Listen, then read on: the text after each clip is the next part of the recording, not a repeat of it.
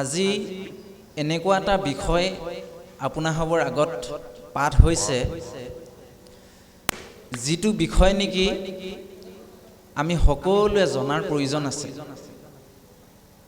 আমি সকলোৱে এই কথাখিনি জনাৰ প্ৰয়োজন আছে আৰু জানি লৈ আনকো কোৱাৰ প্ৰয়োজন আছে। ইতিমধ্যে ভাগৱত ৩য় স্কন্ধ পাঠ হৈছে যে তামসিক গতি, জীৱৰ তামসিক গতি। আৰু এই ৩য় স্কন্ধ কথাখিনি আপোনাৰ সকলোৱে কম বেছি পৰিমাণে জানেই। তথাপিতো এই কাৰণেই এই অধ্যায়টো লোৱা হৈছে, যাতে আমাৰ ভৱিষ্যত প্ৰজন্মটো অকণমান সংস্কাৰমুখী হয়।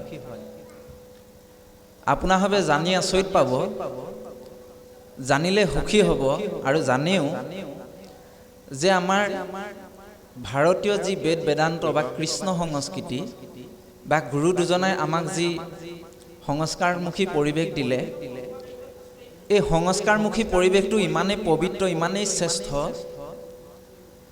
যে আমি সতি সন্তানসকলক কেনেধৰণে পৃথিৱীলৈ আনিব লাগে, অৰ্থাৎ সতি সন্তান জন্ম দিয়াৰ ক্ষেত্ৰতো গভীৰ দৰ্শন দিছে আমাক, হয়নে বাৰু?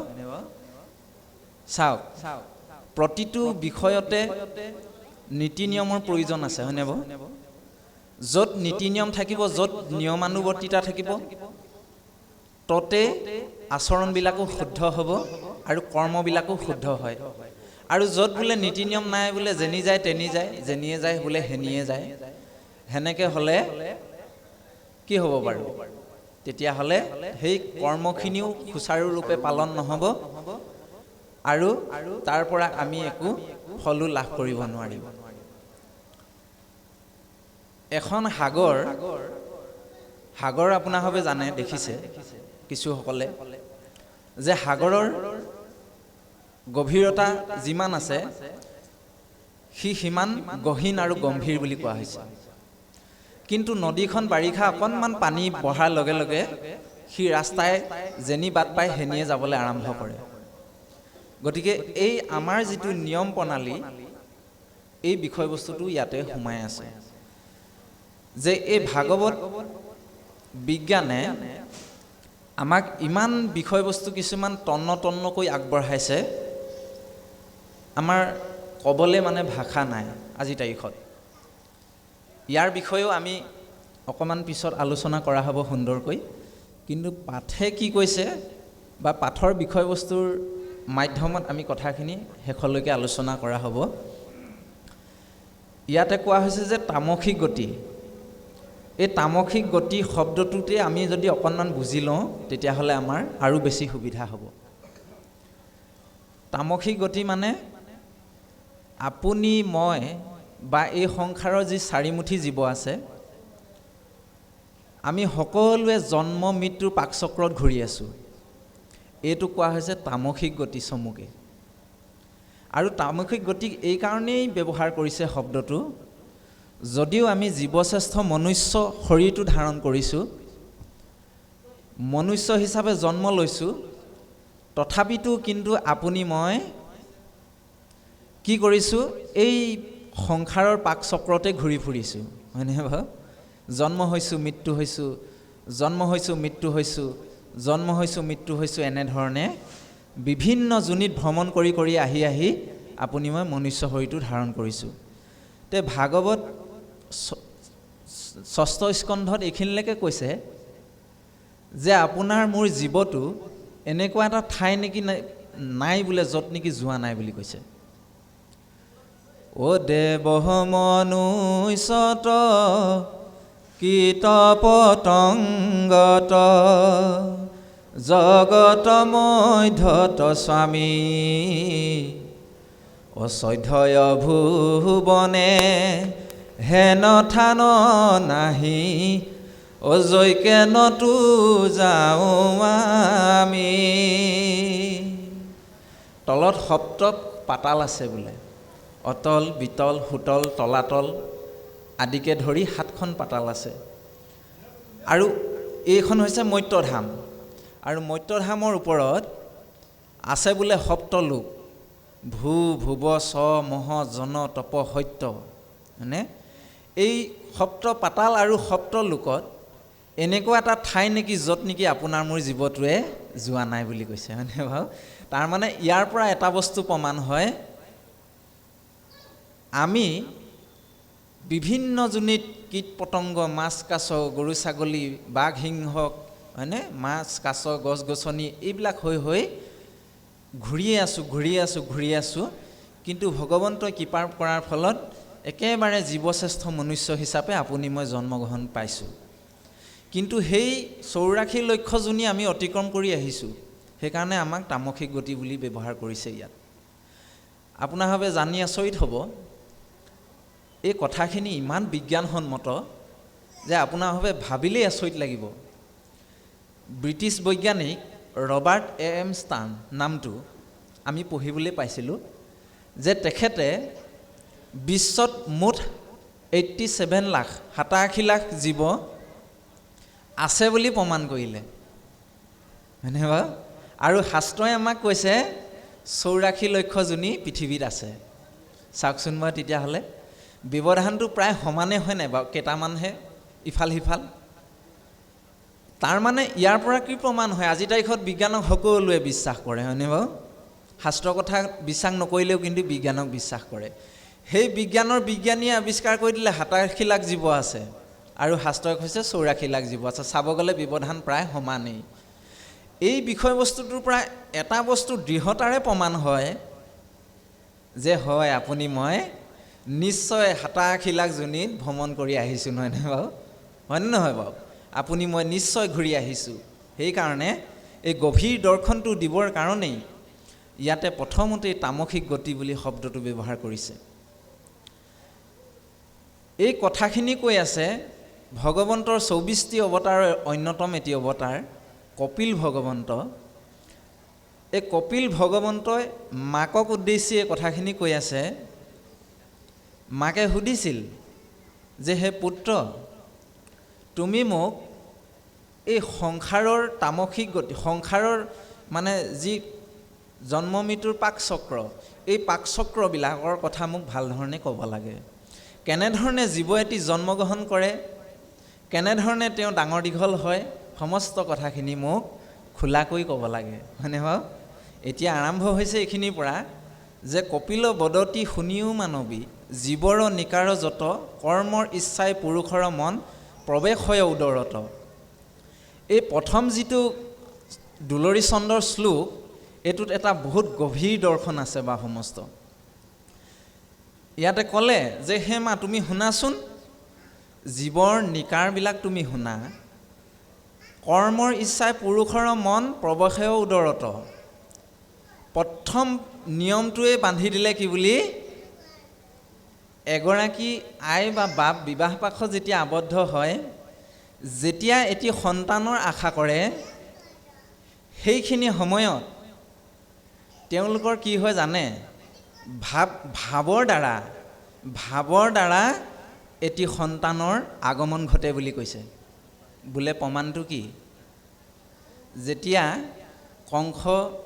কংসই দৈৱকীক আৰু বসুদেৱক যেতিয়া কাৰাগাৰত বন্দী কৰি ৰাখিছিলে, ভগৱন্ত বস্তু যেতিয়া আহিলে সেই মানে স্থানলৈ, সেই ঠাইলৈ, তেতিয়া সেই পোহৰটোত, মানে সেই কোঠাটোত বসুদেৱৰ শৰীৰৰ পৰা এটা উজ্জ্বল পোহৰ দেখা পাইছিলে। কোনে? বোলে দৌৰীবিলাকে, হয়নে? যেতিয়া কংসই আহি সেই কাৰাগাৰটো দৰ্শন কৰিলে, দৰ্শন কৰি পেলাই পোহৰটো দেখা পাই পেলাই আচৰিত হৈছে, বোলে এই পোহৰটো ক'ৰ পৰা আহিছে, হয়নে? তেতিয়া সৈনিকসকলে কৈছে যে আমিতো আচৰিত হৈছোঁ, স্বয়ং যিগৰাকী আইৰ গৰ্ভৰ পৰা জগতৰ ঈশ্বৰ অৱতাৰ ল'ব বুলি কৈছে, তেওঁৰ শৰীৰৰ পৰাচোন পোহৰটো ওলোৱা নাই। ওলাইছে ক'ৰ পৰা? বোলে বসুদেৱৰ শৰীৰৰ পৰা এটা প্ৰকাশমান জ্যোতি এটা প্ৰকাশ হৈ আছে বুলি কৈছে। তাৰমানে বসুদেৱ মনে লৈয়া বাস শব্দটো লগাইছে দেই। ভগৱন্ত বস্তুৱে আহি প্ৰথম বাপজনৰ ভাৱৰ দ্বাৰা অন্তৰত প্ৰৱেশ কৰে, আৰু সেই ভাৱনা ইয়াত কৈছে কৰ্মৰ ইচ্ছাই পুৰুষৰ মন প্ৰৱেশ হয় উদৰত, হয়নে? ইয়াত দুটা শব্দ ব্যৱহাৰ কৰিলে। প্ৰথমটো হৈছে সেই ভাৱনা, আপুনি যি ভাৱনা কৰি আগবাঢ়িব বিচাৰিছে সেই ভাৱনাৰ দ্বাৰাই আপোনাৰ মোৰ সতি সন্তান জন্ম হোৱাৰ সম্ভাৱনা থাকে, হয়েই। এইটো দশম স্কন্ধত বৰ সুন্দৰকৈ লিখিছে। আৰু ইয়াৰ পৰা আমি এটা কি বস্তু বুজিব পাৰোঁ, সেইকাৰণে আমি যিসকল, সেইকাৰণে এতিয়া দুখৰ বিষয়, আজি আপোনাৰ ভাৱে ইমান কষ্ট কৰি অনুষ্ঠানটো আয়োজন কৰিছে, যুৱ বন্ধুসকল ইয়াত নাই, হয়নে? এই কথাখিনি জানিব লাগে আমাৰ নিচিনা যুৱ বন্ধুৱে বেছিকৈ। সেইকাৰণে কৈছে পঢ়িবাক লাগে শাস্ত্ৰ জ্ঞানৰ নিমিত্তে, হয়নে? এয়া ভাগৱত দাপোন। এই ভাগৱতক আশ্ৰয় কৰি ভাগৱতে আমাক কি দিয়া নাই? আপুনি যদি গৃহস্থী ধৰ্ম বিচাৰিছে, গৃহস্থীও দিছে।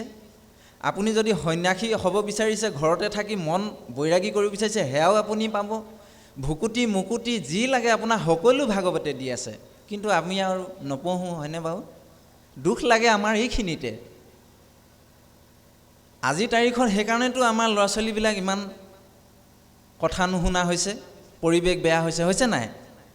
এটা বস্তু দৰ্শন দিছে ভাগৱতে, যে ভগৱন্তৰ স্বয়ং নিজৰ সন্তান হৈও নৰকাসুৰ ভকত নহৈ পেলাই এটা ডাঙৰ অসুৰ হ'ল, হয়নে? বা আমাৰ হৈ দেখোন কামৰূপতে ৰাজত্ব কৰিছিলে, হয়নে নহয় বা? আপোনাৰ হয়তো ইতিহাসত পঢ়িবলৈ পায়, জল পটকৈ ওলাই আছে।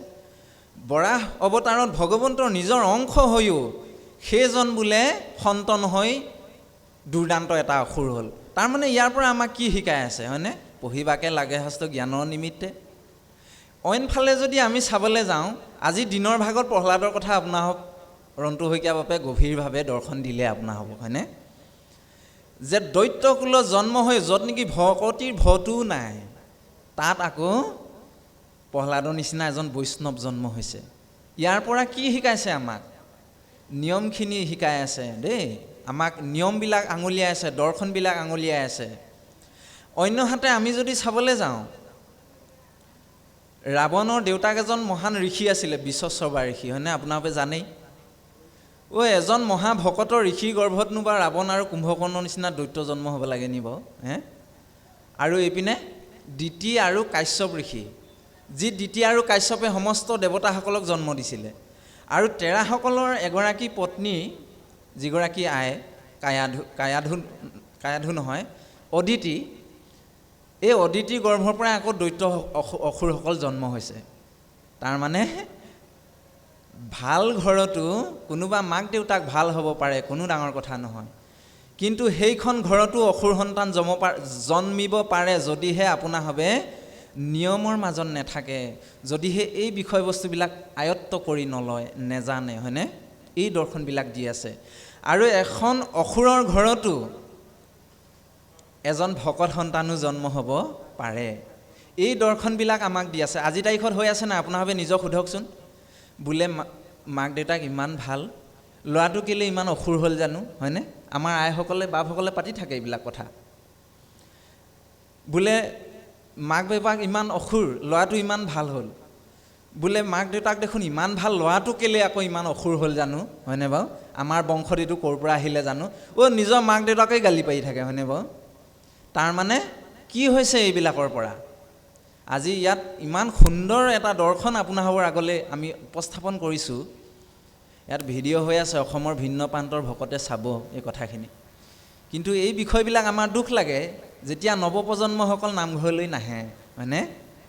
এই ভাগৱত দাপোন চাই লোৱাৰ পিছত তেৰাভাৱে যদি আগবাঢ়ে, ভৱিষ্যতে জীয়াই থাকোঁতে অন্ততঃ সতি সন্তানৰ পৰা কান্দিব নালাগে। এয়া ভাগৱতে সিদ্ধান্ত দিছে, হয়নে?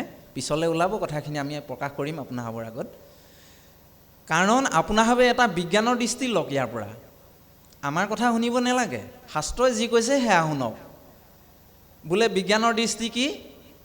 বেলি থাকোঁতে বোলে ধান ৰ'দত দিব লাগিব, হয়নে? আইসকলে ধান ৰ'দত বেলি থাকোঁতে দিব লাগিব, তেহে শুকাব।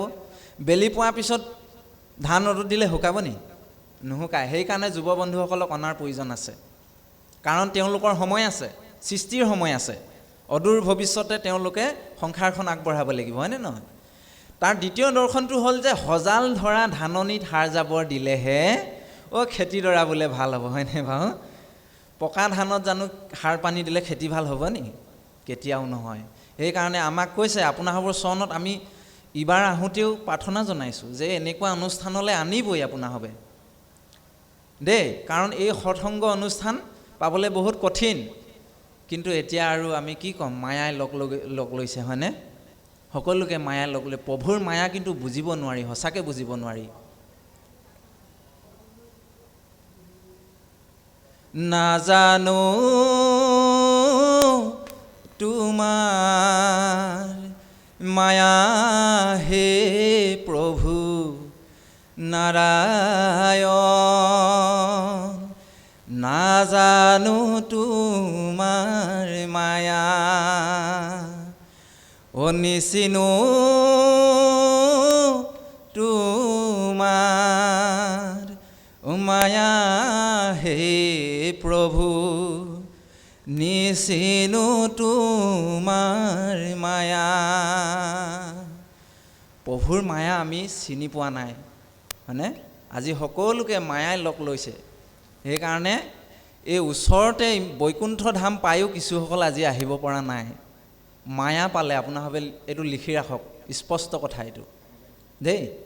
আৰু যেতিয়ালৈকে ভাগৱতৰ আশ্ৰয় নকৰিব, যেতিয়ালৈকে মন বৈৰাগী নহ'ব আপোনাৰভাৱৰ, তেতিয়ালৈকে কিন্তু আপুনি মই এই তামসিক গতি যে ওলাইছে ইয়াত ভ্ৰমণ কৰি থাকিব লাগিবই 100%। এইটো প্ৰভুৰ মায়া প্ৰবল দেই। সেইকাৰণে আমি যিসকল আহিছোঁ আমি সদায় এনেধৰণে অনুসৰণ কৰাৰ প্ৰয়োজন আছে। ইয়াতে এই কথাখিনি সুন্দৰকৈ কৈ গৈছে যে কৰ্মৰ ইচ্ছাই আৰু এটা শব্দ ব্যৱহাৰ কৰিলে, জীৱৰ গতি আৰু সংস্কাৰ আছে। আমাক সংস্কাৰৰ এই কাৰণেই প্ৰয়োজন, ভকতি এই কাৰণেই প্ৰয়োজন। আপুনি মই ইহ সংসাৰত কৰা ভকতিখিনি সংস্কাৰখিনি দ্বাৰা যদিও গতি নেপাওঁ, তথাপিতো কিন্তু আপুনি মই সংস্কাৰ হিচাপে কৰ্মৰ ইচ্ছাই পুৰুষৰ মন প্ৰৱেশ হয় উদৰত, পুনৰ আমি সেই সংস্কাৰখিনি অন্য এটা শৰীৰলৈ লৈ যাব পাৰোঁ। এই কথাটো কৈছে ভাগৱতে। বোলে ইয়াৰ উদাহৰণ কি? উদাহৰণটো লাগিব। ইয়াৰ উদাহৰণ হৈছে ভক্ত ধ্ৰুৱ হয়নে? আপোনাৰভাৱে ভক্ত ধ্ৰুৱৰ উপৰি জন্মৰ কাহিনীটো যদি পঢ়ে কেতিয়াবা ৰসাল কথা পাব তাত। ইয়াৰ উদাহৰণেই হৈছে ভক্ত প্ৰহ্লাদ হয়নে? তেওঁৰ যদি জন্ম কাহিনী আপোনাৰভাৱে পঢ়ে ইয়াৰ পৰা গভীৰ দৰ্শন পাব। তেওঁৰ আৰু ইয়াৰ দৰ্শনেই হৈছে বলি হয়নে? আৰু ইয়াৰ দৰ্শনেই হৈছে কোন? আপোনাভাৱ আমি সকলো। আৰু ইয়াৰ উদাহৰণেই হৈছে জড়ভৰত হয়নে নহয়? জড়ভৰতে বোলে আমাৰ কিছুমান দেউতাই আকৌ কয় কি বোলে, বোলে আম গছত আম গুটিহে লাগিব, বেলেগ গুটি নালাগে। তাৰমানে আমি মানুহৰ শৰীৰটো পালোঁ, কিন্তু বোলে মানুহৰ শৰীৰটোৰ পৰা বোলে আকৌ বেলেগ বোলে কুকু মেকুৰী নহয় আৰু বোলে, এইটো মিছা কথা, আকৌ মানুহেই হ'ব বোলে হয়নে? এইটো সত্য নেকি বাৰু আপোনাৰভাৱে কওকচোন? তেতিয়াহ'লে ভাগৱতত যে লিখা আছে জড়ভৰতৰ কাহিনী, মৰিবৰ সময়ত হৰিণ পোৱালিটোৰ কথা চিন্তা কৰি যে পৰলোক প্ৰাপ্তি হ'ল, পিছৰ জন্মত যে হৰিণ জন্ম হ'ল, এই কথাটো কেলৈ স্বীকাৰ নকৰে পিছে হয়নে বাৰু? এইটোতো আপুনি মই কোৱা কথা নহয় হে? সেইকাৰণে আমাক কৈছে যদিও জড়ভৰত হৰিণ ৰূপে জন্ম হ'ল, তেওঁৰ কিন্তু জাতিস্মৰ গুণটো অৰ্থাৎ সংস্কাৰ গুণটো থাকি গ'ল।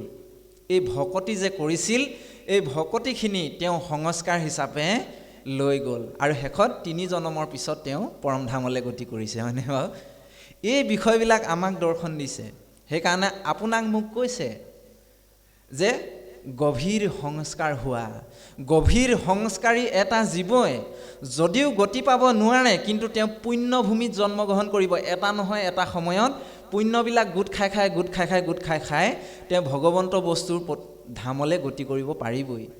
এইটো দৰ্শন দিছে ভাগৱতে। তাৰপিছত ক'লে নাৰীৰ শৃংগাৰ সময় বেলাত ৰেতস সহিতে যায়, স্থিৰ শুনিতে একলগ শুয়া উদৰত লবে ঠাই।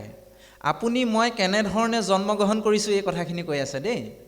আপুনি মই আমাৰ মাৰ গৰ্ভৰ পৰা প্ৰথম দিনটোৰ কথা, প্ৰথম আৰম্ভণি, প্ৰথম ৰাতিটোৰ কথাই কৈছে। দুয়োজন বাপ আইৰ যি মিলন যেতিয়া হ'ব, বোলে বাপ এইখিনি কথা আকৌ আপুনি পাতিব নালাগে, কিছুসকল ভকতে আমাক কয়, যিখিনি কথা নেকি পাতিলে আপোনাৰ মোৰ লাভ হয়, সেইখিনি কথা পাতিবলৈ লাজ কৰিব লাগে নেকি কিবা হয়নে? বা কিবা লুকুৱাবলগীয়া বিষয় আছে নি? এই লুকুৱাই ৰখাৰ কাৰণেই আপোনাৰ মোৰ সতি সন্তান আজি অসুৰৰ দিশলৈ গতি কৰিছে দেই। ভকতি কথা শাস্ত্ৰ কথা সদায় খোলাকৈ পাতিব লাগে। সেইকাৰণে গুৰুজনাই পদৰ শেষে শেষে লিখিছে যে ডাকি বোলা ৰামৰ ৰাম, উচ্চ কৰি ৰাম ৰাম বোলা, হয়নে? স্পষ্টবাদী যেতিয়া নহ'ব নহয় তেতিয়ালৈকে আপোনাৰ মোৰ সংশয় দূৰ নহয় কেতিয়াও। আৰু যিকেইটা সত্য বস্তু, যিকেইটা কথা লাভ হয়, দহোজনৰ উপকাৰ হয়, সেই কথাকেইটা লুকুৱাই ৰাখিব লাগে বুলি আমি কিন্তু নাভাবোঁ দেই। যিকেইটা কথা পাতিলে আপোনাৰ মোৰ লাভ হয়, এই কথাকেইটা পতাৰ প্ৰয়োজন আছে। আৰু শাস্ত্ৰত সেইকাৰণে খোলাকৈ লিখিছে এই কথাখিনি। সেইকাৰণে ইয়াত কৈছে যে দুয়োজনৰ মনোভাৱা, সেইকাৰণে আমাক সতি সন্তান জন্ম দিয়াৰ ক্ষেত্ৰত এটা নিয়ম বান্ধি ৰাখিছে। যদি বাপ আইৰ মন যদি পবিত্ৰ নহয়, তেওঁলোকৰ শৰীৰটো যদি ৰোগে ব্যাধি হৈ আছে, তথাপিতো কিন্তু এই কৰ্মটোৰ কাৰণে আগবাঢ়িব নালাগে দেই। যদি অনিচ্ছাকৃতভাৱে আপুনি মই সতি সন্তান জন্ম দিবলৈ যাওঁ, তেতিয়াহ'লে সেই সন্তানে আপোনাক মোক ভৱিষ্যত কন্দুৱাব, এইটো লিখি ৰাখক। বোলে উদাহৰণ কোন? উদাহৰণ দুটা আছে নহয়, হিৰণ্যকশিপু আৰু হিৰণ্যাক্ষ, হয়নে নহয়? ইহঁতৰ কাহিনীটো আপোনাৰভাৱে জানে যে অনিচ্ছা থকাৰ সত্ত্বেও সন্ধিয়াৰ সময়ত পুত্ৰ কামনা কৰি যোৱাৰ কাৰণে কি হ'ল বা সেই দুটা দৈত্য অসুৰ জন্ম হোৱা নাছিলে জানো? আনফালে কাশ্যপ ঋষিৰ অইনগৰাকী ভাৰ্যা দিতি, তেওঁ স্বামীজনৰ কথা ৰাখি নীতি নিয়মৰ মাজত থাকি সতি সন্তান জন্ম দিয়াৰ কাৰণে তেওঁৰ আকৌ সন্তানখিনি দেৱতা হ'ল, হয়নে বাৰু? গোটেই দেৱতাবিলাক তেওঁ জন্ম দিলে। তেতিয়াহ'লে আপুনি মই চিন্তা কৰাৰ প্ৰয়োজন আছে যে আপুনি মই ৰামৰ দৰে সন্তান জন্ম দিম নে ৰাৱণৰ দৰে সন্তান জন্ম দিম, হয়নে? আপুনি মই যুধিষ্ঠিৰ দৰে সন্তান জন্ম দিম নে দুৰ্যোধনৰ দৰে সন্তান জন্ম দিম? আপুনি মই নিজক সোধাৰ প্ৰয়োজন আছে। আৰু মই আজি তাৰিখত এই আসন ভাগত থাকি ডাঠি পেলাই এটা কথা ক'ব পাৰোঁ যে কোনো মাক দেউতাকে মোৰ ল'ৰাটো বেয়া হওক বুলি আশা নকৰে। এইটো সত্য, ধ্ৰুৱ সত্য। বিচাৰে নি কোনোবাই? কোনেও নিবিচাৰে। কিন্তু এই কথাটোকে আমাক কৈছে, হয়নে? এইখিনিতে দুখ লাগে। আমি মেট্ৰিক পৰীক্ষা দিবলৈ কেইবছৰ পঢ়োঁ? 10 বছৰ, হয়নে? 10 বছৰ পঢ়াৰ পিছত মেট্ৰিক পৰীক্ষা যেতিয়া দিওঁ, তেতিয়া গভৰ্ণমেণ্টে এজন 10 পাছ বুলি চাৰ্টিফিকেট এখন দিয়ে। তাৰপিছত হায়াৰ ছেকেণ্ডেৰী পাছ কৰিবলৈ 2 বছৰ আৰু 12 বছৰ পঢ়িব লাগে। আজিকালি গ্ৰেজুৱেশ্যন কৰিবলৈ 4 বছৰ কৰি দিলে, টোটেল 16 বছৰ হৈ গ'ল, হয়নে? মেট্ৰিক পাছ কৰিবলৈ 10 বছৰ পঢ়োঁ, হায়াৰ ছেকেণ্ডেৰী পাছ কৰিবলৈ 12 বছৰ পঢ়োঁ, আৰু গ্ৰেজুৱেশ্যনৰ চাৰ্টিফিকেট পাবলৈ 16 বছৰ পঢ়োঁ। যিটো সতি সন্তানে নেকি আপোনাক মোক অদূৰ ভৱিষ্যতে বৃদ্ধ বয়সলৈকে চাব বুলি আশা কৰিছোঁ, সেইটো সতি সন্তানক আনিবৰ কাৰণে এদিনো নপঢ়োঁ আপুনি, হয়নে বাৰু? পঢ়িছোঁনে বাৰু কোনোবাই? ভুৰুংকৈ আমাৰ আজি আপোনাৰহঁতৰ এইফালে হৈছে নাই নাজানো বাৰু, আমাৰ সেইফালে সেই ঘটনাটো খুব ঘটিছে। ভুৰুংকৈ ক'ৰবাৰ পৰা এজনী লৈ আহিব আৰু বোলে সেই দেউতা, এই মা মই আনিলোঁ আজি, হয়নে? মই আনি ভৰাই দিবহি আৰু আনি ভৰাই দিয়াৰ লগে লগে যি কৰিলি আনিলি আৰু থাক আৰু, হয়নে? মাক দেউতাকৰ মন আৰু ল'ৰা ছোৱালীকটো বিপদে পৰিচালিত কৰিব নোৱাৰে। আনিলি আৰু থাক আৰু এবছৰমান যেনে তেনে থাকিলে আৰু তাৰপিছত ওচৰৰ মানুহবিলাকে ভুবু ভাবা পাতিবলৈ আৰম্ভ কৰিলেই। বোলে এইজনী দেখোন ল'ৰা ছোৱালী এটাও নাই, হয়নে বাৰু? এই বাজিয়ে হ'ল নে কি এনে? আমাৰ মানসিকতাবিলাক সেইটো চলি আছে এতিয়া সমাজত, হয়নে নহয়? কিন্তু আপোনাৰভাৱে জানি আচৰিত হ'ব, বসুদেৱ আৰু দৈৱকীয়ে ভগৱন্তক পুত্ৰৰূপে পাবলৈ 10,000 বছৰ তপস্যা কৰিছে। তপস্যা মানে অধ্যয়ন কৰিছে তেওঁলোকে, হয়নে? ভগৱন্তৰ নিচিনা এটি সন্তান পাবৰ কাৰণে 10 বছৰ তপস্যা কৰিছে, অধ্যয়ন কৰিছে, সাধনা কৰিছে। সাধনাৰ প্ৰয়োজন আছে সেইকাৰণে। আৰু এইপিনে এই কপিল ভগৱন্তক যে জন্ম দিলে কোনে? কদম আৰু দেৱহূতিয়ে, হয়নে নহয়? কদম আৰু দেৱহূতিয়ে বিবাহ পাশত আবদ্ধ হৈ পোনেই তেওঁলোকে সতি সন্তানৰ আশা কৰা নাই।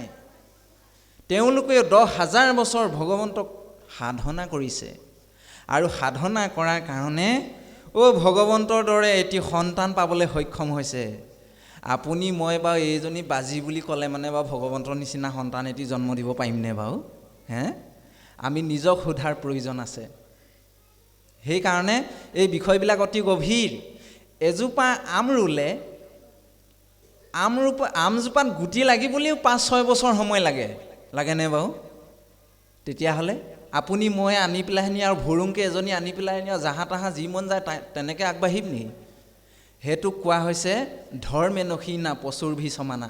ভাগৱতৰ ৬ষ্ঠ স্কন্ধ লিখিছে, শুকৰে কুকুৰে বহু পুত্ৰক জন্মায়, তেওঁৱে কি কাৰণে মুকুতিক নপাৱ, হয়নে? গাহৰিটো এগাল এগাল পোৱালি জন্ম দিয়ে, কুকুৰটো এগাল এগাল পোৱালি জন্ম দিয়ে, কিন্তু সিহঁতে মাক দেউতাকৰ কাৰণে একো কৰ্ম কৰিব নোৱাৰে। সিহঁতৰ সংস্কাৰ নাই, ডাঙৰ হ'লে পাহৰি থাকে। কিন্তু মানুহৰ ক্ষেত্ৰতো সেইটো নহয়, হয় নেকি? মানুহ হৈছে জীৱশ্ৰেষ্ঠ, যিটোক নেকি দিব্য জ্ঞান দিছে, বিবেক বুদ্ধি সমস্তখিনি দিছে। গতিকে আপুনি মই যদি এই বিষয়বিলাক গভীৰভাৱে নলওঁ, তেতিয়াহ'লে কিন্তু এই এনেধৰণৰ অসুৰ প্ৰবৃত্তিৰ জীৱ কিন্তু সন্তান আহিবই, এইটো 100%। সেইকাৰণে আমাৰ মানসিকতাবিলাক বদলি কৰাৰ প্ৰয়োজন আছে আজিৰ তাৰিখত, হয়নে নহয়? এই কথাখিনি জানি ল'লে অন্তত আপুনি মই কান্দিব নালাগে, এটি সুসন্তানৰ অধিকাৰী হ'ব পাৰিম। ইয়াতে সেইকাৰণে কৈছে, দ্বিতীয় দৰ্শনটো দিলে, একৰাত্ৰ ভৰিলে দুই লগ হয় বৰতুল পঞ্চৰাত্ৰত, দশম দিনত কঠিন হোৱয় বদৰি ফলৰ মত। ইয়াতে কৈছে যে প্ৰথম ৰাতিটোত যেতিয়া দুয়োটাৰ বস্তু একেলগত লগ হয়, তেতিয়া 5 নম্বৰ ৰাতিটোত এটা ঘূৰণীয়া আকৃতি বলৰ দৰে হয় বুলি কৈছে। মানে 10 দিনত কঠিন হয়, সেই বলটো কঠিন হয়, বদৰি ফলৰ মন, এটা বগৰী গুটিৰ নিচিনা কঠিন হয় বুলি কৈছে। এইটো কিমান ডাঙৰ বিজ্ঞান আপোনাৰ ভাবে চাওকচোন। আজি তাৰিখত গীতা ভাগৱতক মানুহে বিজ্ঞান মানে কি, এইবোৰ সাধু কথা বুলি কয়। আমাৰ বিশেষকৈ আমাৰ বন্ধুসকলৰ কথা কৈছোঁ দেই, আমাৰ দেউতাসকলে জানে এই কথাখিনি। কিন্তু আমাৰ বয়সৰ যিবিলাক যুৱ বন্ধু আছে, সিহঁতে সাধু কথা বুলি ভাবে। কিন্তু তেওঁলোকে এটা বস্তু নাজানে যে এই গীতা ভাগৱত সমস্ত বিজ্ঞানৰ সাৰ, হয়নে বাৰু? বিজ্ঞানে ইয়াত ভৰ্তি হৈ আছে। ইয়াৰো প্ৰমাণ কেইটামান শেষৰলৈ আমি দি যাম বাৰু আপোনাৰ হ'বক। এটা চমুকৈ আমি উদাহৰণ ওলাইছে কাৰণে দি থৈ গৈছোঁ। কিমান দিনৰনো কথা, মেডিকেল ছায়েন্সে আপোনাৰ মোৰ আইসকলৰ গৰ্ভটো মানে ৰিচাৰ্চ কৰি পেলাই ফটো উলিয়াইছে, কিবা উলিয়াইছে, হয়নে? কিমান দিনৰ কথা, বোলে সন্তানটো এনেধৰণে থাকে, আমুক হয় তামুক হয়, মানে প্ৰথম মাহত আমুক হয় তামুক হয়। হাজাৰ হাজাৰ আগতে ভাগৱতত এইখিনি লিখি থৈ দিছে। এইখিনি কোনোবাই ভুল ধৰিব পাৰিছে নি আজি তাৰিখত, হয়নে বাৰু? হাজাৰ হাজাৰ যুগতে ভাগৱতে আপুনি মই কেনেধৰণে প্ৰথম ৰাতিটোৰ পৰা 10 মাহ 10 দিন গৰ্ভত থাকোঁ, এই কথাখিনিকে এতিয়া লিখি আছে, ইয়াত কৈ আছে। তেতিয়াহ'লে এইখিনি কি সাধু কথাই হ'ব পাৰে জানো বাৰু? এই কথাটো স্বয়ং ৰামচন্দ্ৰই মানে কি কৰি গৈছে, প্ৰভু ৰামচন্দ্ৰই এই কথাটো স্বীকাৰ কৰি গৈছে। ৰামায়ণত আপোনাৰ ভাৱে পাব এই কথাটো। যেতিয়া বিশ্বামিত্ৰ ঋষিয়ে 12 বছৰ জলসমাধি কৰিছিলে, জলসমাধি কৰি যেতিয়া তেওঁ পুনৰ সেই জলসমাধি ভংগ কৰিছিলে, তেতিয়া প্ৰভু ৰামচন্দ্ৰক ঋষিসকলে খবৰ দিছিলে, বোলে প্ৰভু, এই বিশ্বামিত্ৰ ঋষিয়ে জলসমাধিৰ পৰা আজি তেওঁ সমাধি ভংগ কৰিব। গতিকে তেওঁক দৰ্শন কৰিবৰ কাৰণে সমস্ত দেৱতাগণ, সমস্ত ঋষি শিষ্য সকলো আহি সেই নদীৰ পাৰত উপস্থিত হৈছে। গতিকে প্ৰভু, আপোনাক এই কথাটো জনাবৰ প্ৰয়োজন আছে বুলি আমি ভাবিলোঁ। এনেধৰণে বুলি যেতিয়া সেৱা কৰিলে, তেতিয়া প্ৰভু ৰামচন্দ্ৰই এটা কথা কৈছিল। সেই কথাটো হ'ল এনেধৰণৰ যে তেনে এজন মহাত্মাক দৰ্শন কৰাটো আমাৰ বহুত পুণ্য হ'ব, হয়নে? আৰু বিশ্বামিত্ৰ ঋষি নিজেই এজন বিজ্ঞানৰ বিভূতি বুলি কৈছে। তেওঁ বিজ্ঞানৰ বিভূতি। এই ঋষিমুনিসকলে সেইখিনি সময়ত বিজ্ঞান আৱিষ্কাৰ কৰিব পাৰিছিল, মহা বিজ্ঞান আৱিষ্কাৰ কৰিব পাৰিছিল। ইয়াতে বহু উদাহৰণ আছে, ক'লে শেষ নহ'ব আপোনাৰ হ'ব আগত, হয়নে? এই কপিলৰ দেউতাকে দিব্য বিমান চলাইছিল, তেতিয়াতে হেলিকপ্টাৰ চলাইছিলে, হয়নে বাৰু? ৰাৱণে পুষ্পক বিমান চলাইছিল বোলে, তেতিয়াতে হেলিকপ্টাৰ আছিলে, হয়নে নহয়? সেইকাৰণে বহুত কৈ শেষ নহ'ব। গতিকে তেনে এজন বিজ্ঞানৰ বিভূতিক আমি দৰ্শন কৰাটো আমাৰ কৰ্তব্য বুলি আমি ভাবোঁ। স্বয়ং প্ৰভু ৰামচন্দ্ৰই বিজ্ঞানৰ বিভূতি বুলি চাৰ্টিফিকেট দি গৈছে, হয়নে বাৰু? সেইকাৰণে আমাক কৈছে যে এই কথাখিনি তেতিয়াৰ যুগতেই সলসলীয়াকৈ লিখি ৰাখিছে। তাৰপিছত ক'লে, পাছে 2 মাহে শিৰবাহু আদি, পাছৰ 2 মাহত শিৰটো গঠন হ'বলৈ আৰম্ভ কৰে, বাহু গঠন হ'বলৈ আৰম্ভ কৰে, ভিন্ন হোৱে অংগচয়, শৰীৰৰ বিভিন্ন অংগবিলাক গঠন হ'বলৈ আৰম্ভ কৰে। তৃতীয় মাসতো 3টা মাহৰ ভিতৰত লোম আদি নখ, লোমবিলাক, আমাৰ শৰীৰৰ নোমবিলাক, নখ, এইবিলাক সৃষ্টি হয়। চিহ্ন লিংগ উপজয়, হয়নে? আপোনাৰ মোৰ শৰীৰৰ আকৃতিমূলক চিহ্নবিলাক ইয়াত সৃষ্টি হ'বলৈ আৰম্ভ কৰে। এই বিভিন্ন ধৰণৰ ইন্দ্ৰিয়বিলাক সৃষ্টি হ'বলৈ আৰম্ভ কৰে। 4 মাহে মিলি 7 ধাতু হয়। 4 মাহত কি হয়? 7 ধাতুৰ সৃষ্টি হয়, হয়নে বাৰু? ৰূপ, ৰস, তেজ, হয়নে? মঙহ, মেদ, অস্থি, মজ্জা আৰু শুক্ৰ, এইকেইটা, এই 7 ধাতু সৃষ্টি হয় এই মাৰ গৰ্ভতেই। তাৰপিছত ক'লে ক্ষুধা তৃষ্ণা পঞ্চমত, আৰু 5 মাহত কি হয়? সেই সন্তানটোৱে খাবলৈ আৰম্ভ কৰে দেই। আৰু এইখিনিতে বহুত দুটিমান গভীৰ দৰ্শন আছে, কৈ আছোঁ বাৰু অকণমান পিছত। 6 মাস ভৰিলে জাল যেন চৰ্মে বেঢ়য় তাৰ অংগত। 6 মাহৰ ভিতৰত তেওঁৰ গোটেই শৰীৰটো ছালেৰে চৰ্মবিলাক সৃষ্টি হ'বলৈ আৰম্ভ কৰে, আৰু গোটেই চৰ্মই শৰীৰটো বেঢ়িবলৈ আৰম্ভ কৰে। এতিয়া এইখিনিতে যে ক'লে ক্ষুধা তৃষ্ণা পঞ্চমত, 5 মাহত যে সেই জীৱটোৰ কি হয়? খাবলৈ আৰম্ভ কৰে খাদ্য।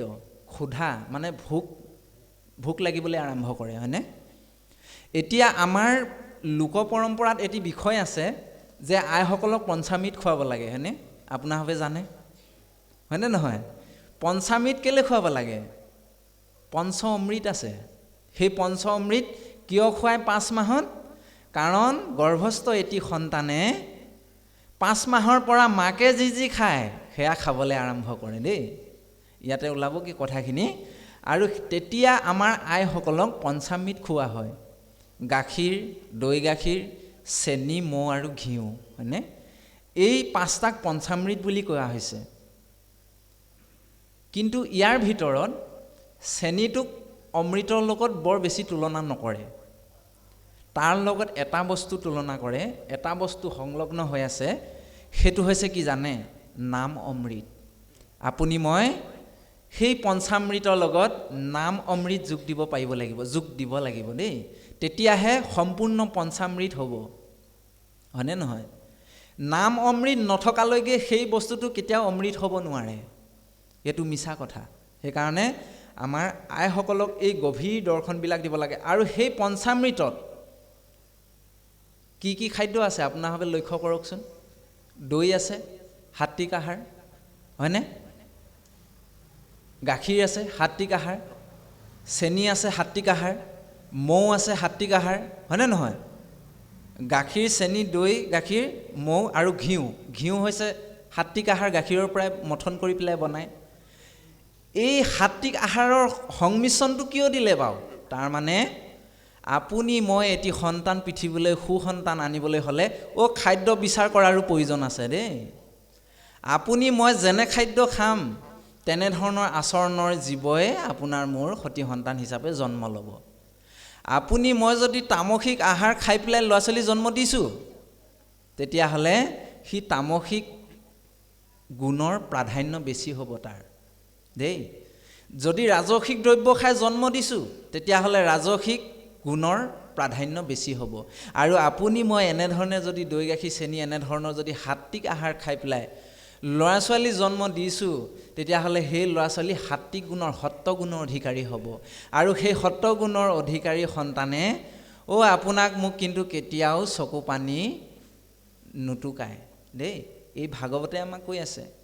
আৰু তামসিক যোনিৰ কোন সেই অসুৰবিলাক, হিৰণ্যাক্ষ, হিৰণ্যকশিপু, ৰাৱণ, কুম্ভকৰ্ণ, এইবিলাক, হয়নে? আৰু সাত্বিক গুণৰ অধিকাৰী কোন? ভগৱন্ত কৃষ্ণ, ভগৱন্ত ৰাম, হয়নে? এইফালে যুধিষ্ঠিৰ, এইবিলাক সাত্বিক গুণ। এইসকলৰ পৰা তেওঁলোকৰ বংশই কেতিয়াবা কান্দিব লগা হৈছিল জানো? হোৱা নাই। কিন্তু এই অসুৰসকলৰ পৰা স্বয়ং নিজৰ মাক দেউতাকেও সময়ত কান্দিবলগীয়া হৈছে। গতিকে খাদ্য বিচাৰটো ইয়াত প্ৰথমতে আঙুলিয়াই দিলে। তাৰপিছত ক'লে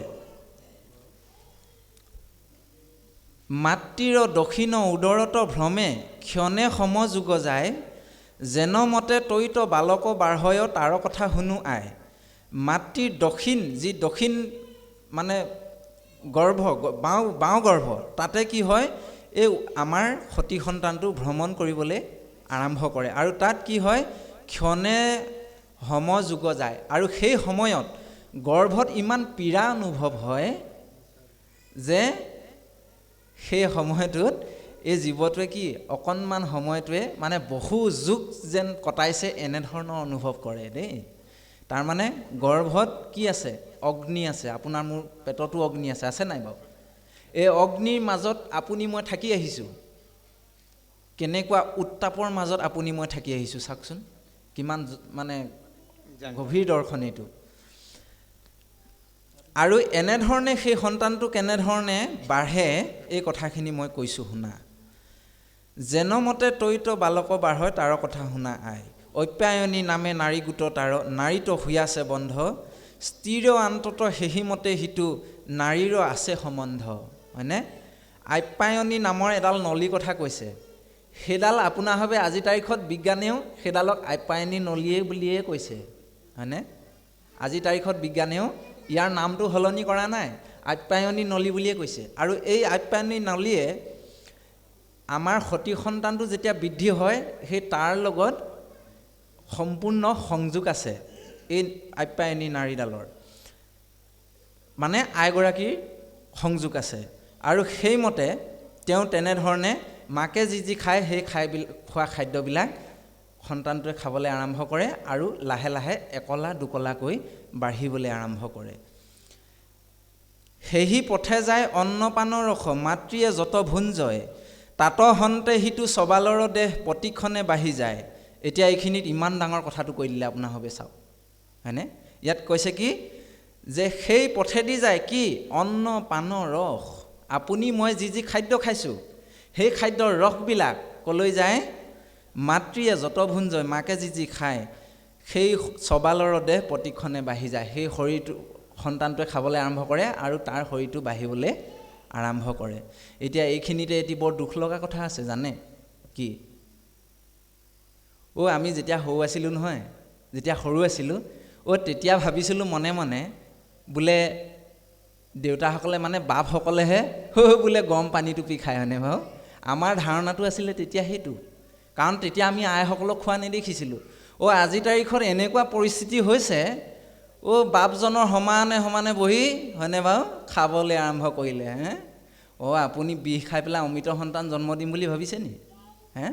এই ধাৰণাটো উলিয়াই দিয়ক মনৰ পৰা। আপুনি বিষ খাই আছে, বিহেই, হয়নে নহয়? সাপৰ পোৱালি সাপে, সি লাগিলে সৰুৱে হওক ডাঙৰে হওক, কালৰ সৰুবৰ নাই, আছে নেকি কালৰ সৰুবৰ? বোলে সৰু সাপটোৱে খুটিলে মৰিব, ডাঙৰ সাপটোৱে খুটিলে নমৰে, এনেকুৱা কথা আছে নি? কেতিয়াও নহয়। আপুনি মই বিষ খাই পেলাই অমৃতৰ সন্তান বিচাৰি আছোঁ, টেঙা আমৰ পুলি এটা ৰুই পেলাই পকা আমৰ ফল এটা বিচাৰি আছোঁ, এইটো হ'ব পাৰে জানো ক'ৰবাত? কথাখিনি শুনিবলৈ বেয়া লাগিব, অলপ টান লাগিব, কিন্তু এইটোৱে সত্য হয় দেই। এই কথাখিনিকে ভাগৱতে আমাক কৈ আছে, আপুনি যদি সেই বেয়া বস্তুবিলাক খাই খাই ল'ৰা ছোৱালীক জন্ম দিবলৈ ইচ্ছা কৰে, তেতিয়াহ'লে ইয়াত পিছত ক'বগৈ যে সেই জীৱটোৱে কিমান কষ্ট পায় গৰ্ভত, হয়নে? কিমান কষ্ট পায়। আপুনি সেই বেয়া বস্তু খাই পেলাই আজিৰ তাৰিখৰ ল'ৰা ছোৱালী জন্মৰ পৰাই বেমাৰ, বিভিন্ন ধৰণৰ বেমাৰ লৈ আহে। আগতে 6-7টা 12টালৈকে সতী সন্তান জন্ম দিয়ে, কাৰো একো বেমাৰেই নাই, হয়নে? কিন্তু আজিৰ তাৰিখত এটা সন্তান জন্ম হ'ব, তাকো আকৌ বেমাৰে নুগুচেই।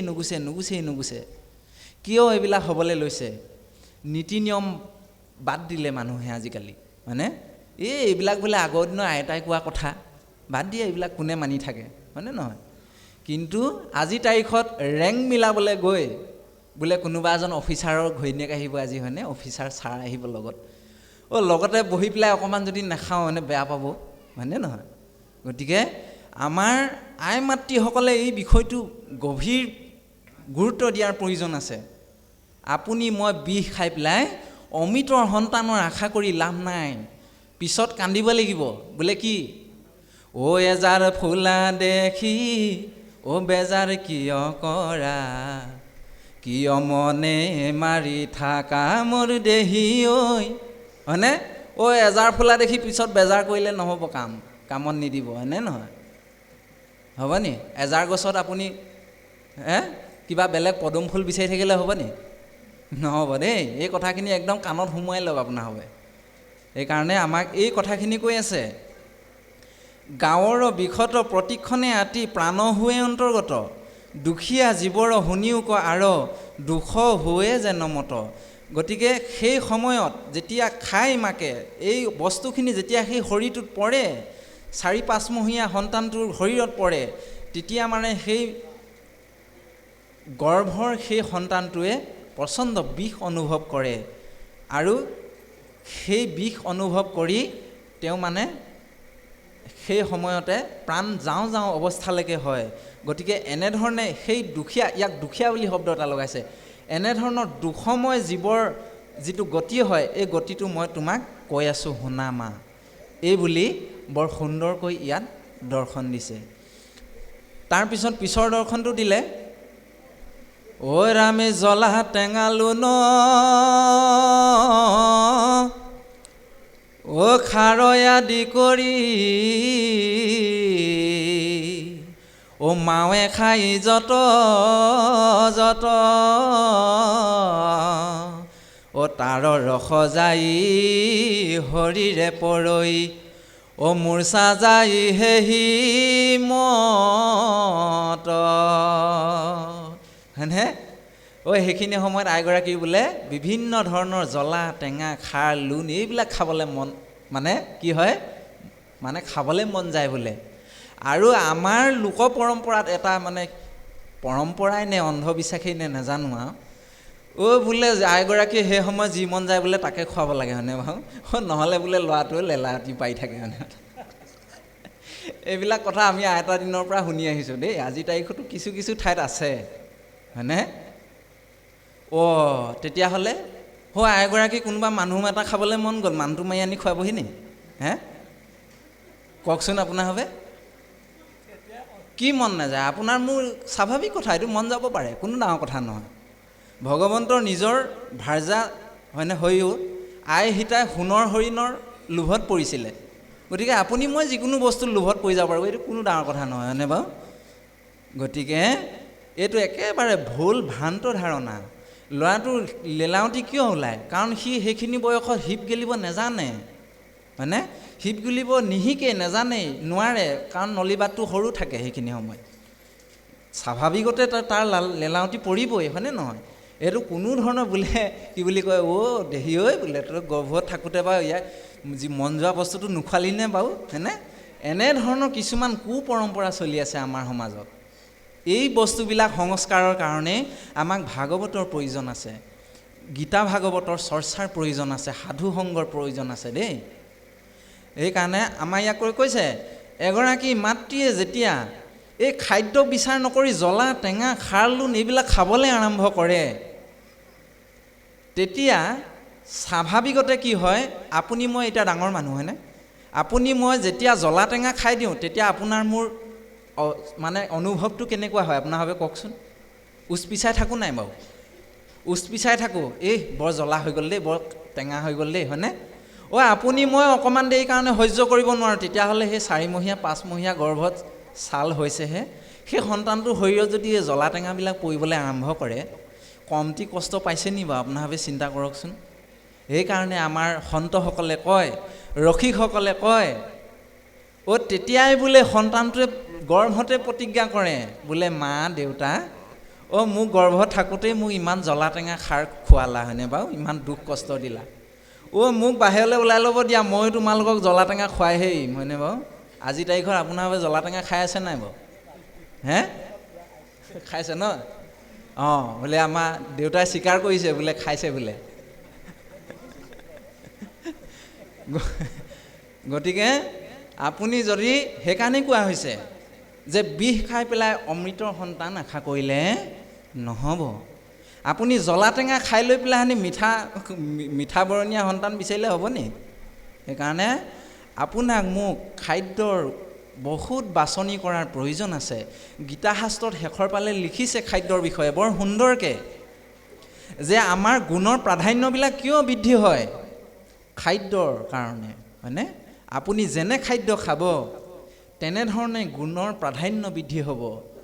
তামসিক গুণৰ খাদ্য খালে তমোগুণ বৃদ্ধি হ'ব, ৰাজসিক গুণৰ খাদ্য খালে ৰজোগুণ বৃদ্ধি হ'ব, সাত্বিক গুণৰ খাদ্য খালে সাত্বিক গুণৰ প্ৰাধান্য বাঢ়িব। সেইকাৰণে আমাক কোৱা হৈছে যে অন্ন সদাচাৰ, হয়নে? 9 প্ৰকাৰ সদাচাৰ ভিতৰত অন্ন সদাচাৰটো বৈষ্ণৱ মাৰ্গৰ ক্ষেত্ৰত বা ভকত সমাজৰ ক্ষেত্ৰত বহুত গুৰুত্ব দিয়াৰ প্ৰয়োজন আছে দেই, হয়নে বাৰু? আজি কিছুদিনৰ আগতে এটি কথা ওলাইছিলে, নকলো নৈ ফটামুখ, হয়নে? ক'লেও লাগে ভকতৰ দুখ। আপোনাসব সকলোৱে চিনি পায় এজন গণ্যমান্য অসমৰ মানে খেৰী, তেওঁ মানে এখন আসনত আছে, আমি ক'ব নালাগে, আপোনাসবে সকলোৱে চিনি পায়। কিন্তু শুদ্ধ মানে তেওঁ এনেকুৱা এখনত থাকি পেলাই যদি ভুল পথটো দেখুৱাই দিয়ে, ভুল কথা যদি কৈ দিয়ে, ভুল বাৰ্তা যদি সমাজলৈ পঠিয়াই দিয়ে, তেতিয়াহ'লে তেওঁতকৈ আৰু ডাঙৰ অপৰাধী এই পৃথিৱীত কোনো নাই, হয়নে বাৰু? এইটো কৰিব নালাগে কেতিয়াও।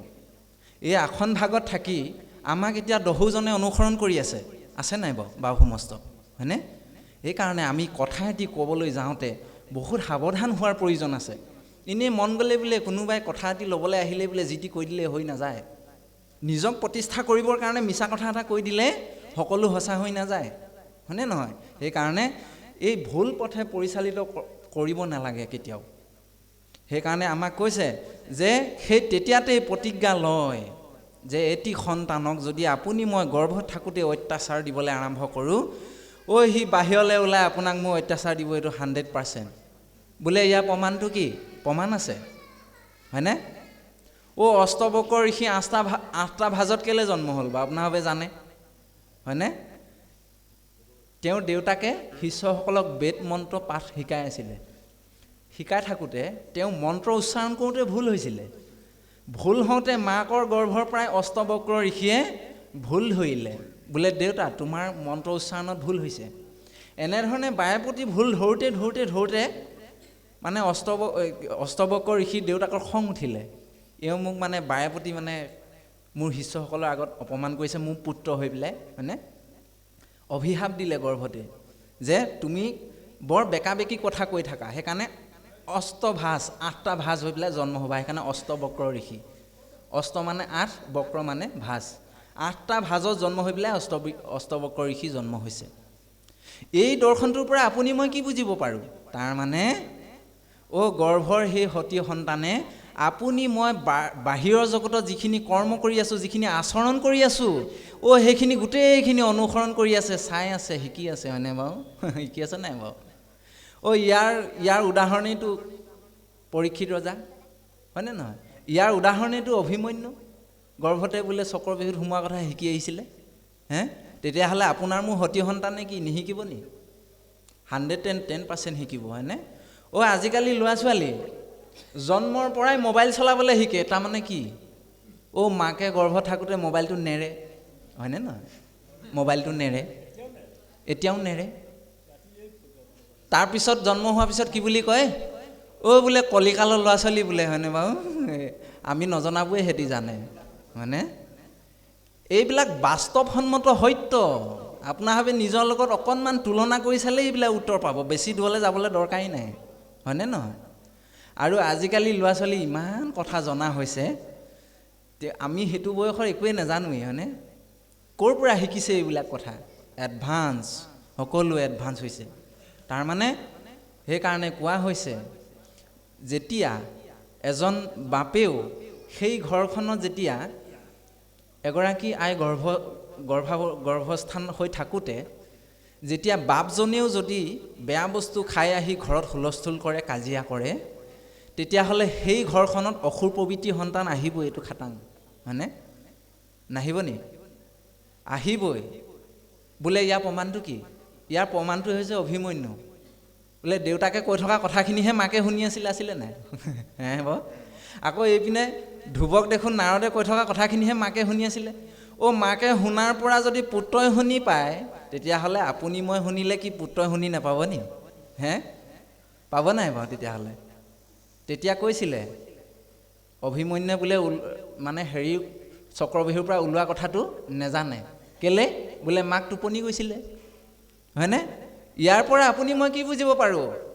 আইগৰাকীয়ে বাপজনে যিখিনি কথা আলোচনা কৰিছে, যিখিনি শব্দ ব্ৰহ্ম প্ৰকাশ কৰিছে, যিটো পৰিৱেশত আছে, সেই পৰিৱেশৰ প্ৰাধান্য স্বৰূপে আপোনাৰ মোৰ সতি সন্তান জন্ম হ'ব দেই। সেইকাৰণে সেই সময়খিনিত বহুত নীতি নিয়মৰ প্ৰয়োজন আছে, সাধনাৰ প্ৰয়োজন আছে। সাধনাৰ বিনাত কোনো ভাল বস্তু পাব নোৱাৰে। পায় নি কোনোবাই? ইঞ্জিনিয়াৰ হ'বলৈ কিমান কষ্ট কৰিব লাগে, কিমান সাধনা কৰিব লাগে, হয়নে? ভাল বস্তু পাবলৈ। ডক্তৰ হ'বলৈ কিমান সাধনা কৰিব লাগে, ভাল বস্তু। কলেজৰ প্ৰফেচাৰ হ'বলৈ কিমান পঢ়িব লাগে, সাধনা কৰিব লাগে, ভাল বস্তু, হয়নে? আপুনি মই ভাল বস্তু পাবলৈ হ'লে সাধনা কৰাৰ প্ৰয়োজন আছে, হয়নে নহয়? সেইকাৰণে আপুনি মই এই বিষয়বস্তুবিলাক গভীৰভাৱে লোৱাৰ প্ৰয়োজন আছে। ইয়াতে সেইকাৰণে কৈছে যে সেই বস্তুবিলাক খাই খাই ৰসবিলাক যেতিয়া সেই 5 মহীয়া সন্তানটোৰ শৰীৰত পৰে, তেতিয়া কি হয়? মূৰ্ছা যায় সেহি মত। সেই সন্তানটো গৰ্ভতে কি হয়? ঘনে ঘনে মূৰ্ছা যাবলৈ আৰম্ভ কৰে, হয়নে বাৰু? সেইকাৰণে কি কয় বোলে আইগৰাকীক, সেইখিনি সময়ত পেটৰ বিষ বেছিকৈ হয়, লৰালৰিকৈ মেডিকেললৈ অনা নিয়া কৰি থাকিব লাগে, হয়নে নহয়? জ্বলা টেঙা সোপা খাই লৈ, অভক্ষ্য বস্তুবিলাক খাই লৈ পেলাই আনি, হয়নে বাৰু? এইটো যাবই লাগিব মেডিকেললৈ। এইটো কি নোৱাৰোঁ জানিবলগীয়া বিষয়, আপোনাৰ ভাৱে জানি দুখ লাগিব। গহপুৰৰ ধন্দি বুলি কোৱা জেগা এটুকুৰা আছে। এই জেগাটুকুৰাত আজি প্ৰায় 1 বছৰমানৰ আগত এগৰাকী আইৰ গৰ্ভাৱধান কৰিছিল, হয়নে? আৰু তেওঁৰ গিৰিয়েকে মাছ ধৰে, মাছ, তাত বিল আছে, বিলত মাছ ধৰে, এটা কাছ পোৱালি পাইছিলে দেই।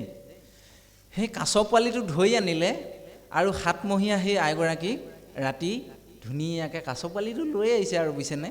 ধুনীয়াকৈ বনাই মেলি খুৱাই দিলে, হয়নে বাৰু? এই পিছৰখিনি নকওঁ আৰু, আপোনাৰ ভাৱে জানে আৰু দেই। কাছৰ আয়ুস কিমান জানে? 300 বছৰতকৈও ওপৰ, হয়নে? কাছ নমৰেই কেতিয়াও, ইমান সহজ নহয়। এই অভক্ষ্য বস্তুবিলাক খোৱাৰ পিছত জানো সুৰক্ষিত হৈ থাকিব? কেতিয়াও নহয়। সেইকাৰণে বহুত খাদ্য বিচাৰটো বহুত ডাঙৰ এটা বিষয়, বহুত ডাঙৰ বিষয়। তাৰপিছত ক'লে, এইখিনিলৈকে পাঠ গৈছে, পুনৰ অকণমান পাঠ হওক, আমাৰ দেউতাও ৰখি আছে দেই বাৰু। কৃষ্ণ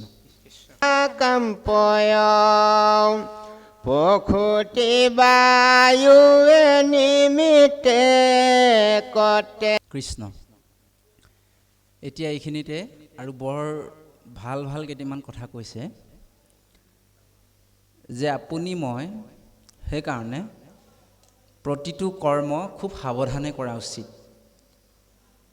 গীতাত কৈছে ভগৱন্ত কৃষ্ণই যে হে অৰ্জুন,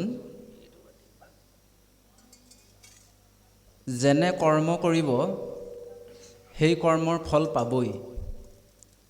সেইটো হৈছে কৰ্মবিধান। কৰ্মবিধানে আপোনাক মোক কেতিয়াও নঠগে বোলে। কেলে নঠগে? চোৰ এটাক ক'ব নালাগে বোলে মোক মাওখি বুলি, হয়নে বাৰু? হয়নে নহয়? চোৰটোৱে বেয়া কামটো কৰিলে গতিকে সি মাৰ খাবই, তাৰ সেইটো ফল।